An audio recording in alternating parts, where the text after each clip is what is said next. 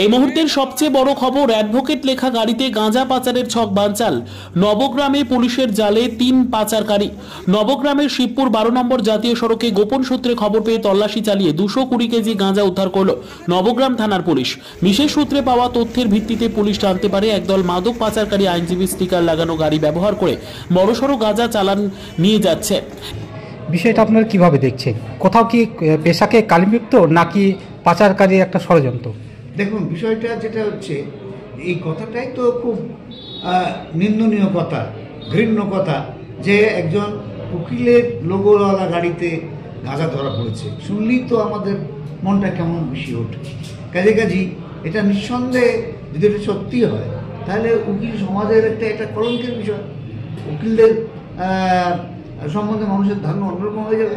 আর যদি দেখা যায় যে না, এইরকম কারা দুষ্কৃতিকারী, পাচারকারী, তারা হয়তো উকিলের লোগো ব্যবহার করেছে, এটা যদি হয়ে থাকে, তাহলে পরে আমরা অন্য দিক দিয়ে আবার কালিমা লিপ্ত হচ্ছি।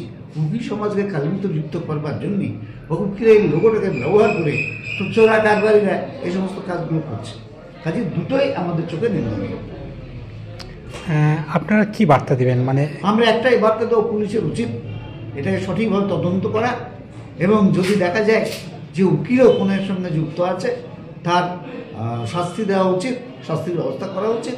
এবং সত্যি বিষয়টা কি, আদৌ কোনো লোগো ব্যবহার করে কারবারিরা, চোরা কারবারিরা লোগো উকিলের ব্যবহার করে উকিল সমাজকে কালিমালিপ্ত করেছেন কিনা, বা তাদের এই দোষটাকে আড়াল করবার জন্যে এই কাজটা করেছে।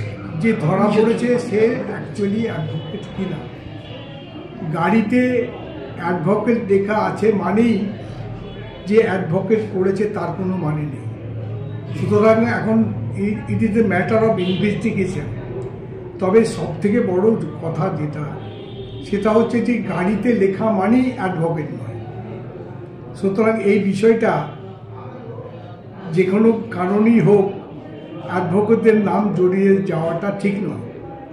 অপরাধ করে মানুষ, সেই মানুষকে ইয়ারমার্ক করতে, তার জন্যে ইনভেস্টিগেশন এজেন্সি আছে।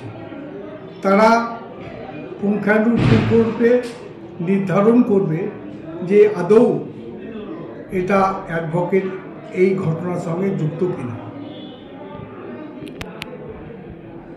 সুতরাং সমস্ত বিষয়টাই ম্যাটার অফ ইনভেস্টিগেশনের ব্যাপার। এখনো পর্যন্ত এটা নিরূপণ হয়নি যে কোনো আইনজীবী এই ঘটনার সঙ্গে যুক্ত। অ্যাডভোকেট লেখা আছে মানেই এই নয় যে ওটা অ্যাডভোকেট। কেউ অ্যাডভোকেট, আমি অ্যাডভোকেট ছিলাম, আমি আছি, এ বলাটাও ঠিক নয়। সমস্ত বিষয়টাই তদন্তের বিষয়। এখন পুলিশ তদন্ত করে দেখে, আর যদি অ্যাডভোকেট হয়ে থাকে, আমরা কেউ আইনের ঊর্ধ্বে নই।